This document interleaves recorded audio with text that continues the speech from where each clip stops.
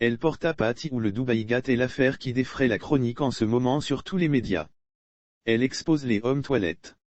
Des personnes qui acceptent de se faire déféquer dessus par des richissimes émiratis de Dubaï pour de l'argent. Dans cet entretien, le spiritualiste Medar Kwasi explique les conséquences spirituelles de tels actes et donne des pistes de solutions aux victimes. Vous êtes sur les réseaux. L'actualité ou le buzz aujourd'hui, c'est le porta-patti ou le Dubai Ghat. Qu'est-ce que vous en avez pensé lorsque vous avez appris une telle histoire? Personnellement, j'ai été écœuré. Je savais qu'il existait certaines pratiques. Même ici, Côte d'Ivoire, note de la rédaction, on a parlé des personnes qui allaient avec des animaux ou des personnes de même sexe, etc.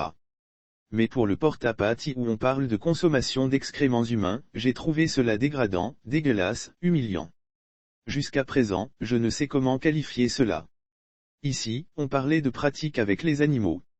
Vous, en tant que spiritualiste, comment expliquez-vous cette pratique? Les gens le font juste pour assouvir un vice ou il y a un aspect mystique derrière tout ça? Bien sûr qu'il y a un intérêt mystique négatif derrière. Les gens ne le font pas par simple plaisir sexuel. Quand on dépasse certaines limites, il y a forcément des choses mystiques négatives derrière. Prenons juste le montant, c'est exorbitant.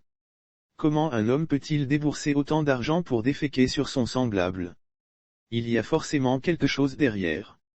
Dans la vie, il y a deux aspects, le positif et le négatif. On a les anges, les génies et les démons. La personne qui consomme les déchets perd sa chance, autant les anges et les génies nous aident à obtenir des choses, autant les démons le font aussi. Ces gens qui s'adonnent à cette pratique-là, le font pour aspirer la chance, la gloire et la vitalité de leurs victimes. Ils utiliseront ces énergies pour leurs affaires. Comment se fait spirituellement le processus? Que représentent les déchets humains spirituellement?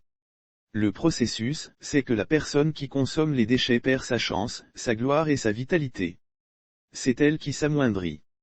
Parce qu'au moment où la personne qui paie défèque, il y a des démons qui sont présents.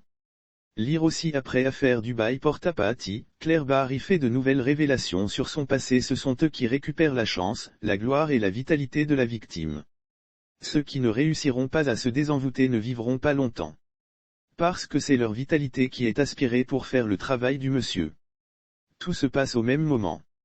Beaucoup risquent la mort. Oui, malheureusement. Chez nous ici, on parle des sorciers. Lorsque quelqu'un meurt, on voit bien son corps. C'est juste sa vitalité qui lui a été enlevée. C'est le même cas pour ses victimes. Cet acte en rajoute-t-il à la vie de celui qui a déféqué? Pas à sa vie. Mais, plutôt à sa richesse. Tout se résume à l'énergie argent. Personne ne va donner des dizaines de millions comme cela gratuitement à une personne. S'il vous donne cela, c'est parce qu'il gagnera 10 fois plus. Que doivent faire les personnes qui ont déjà été victimes pour ne pas qu'elles perdent leur vie? Il faut qu'elles soient désenvoûtées. Il existe des méthodes que je n'exposerai pas dans cette interview. Mais, il faut qu'elles prennent contact avec des gens qui peuvent les aider à se désenvoûter. Sinon, elles risquent la mort.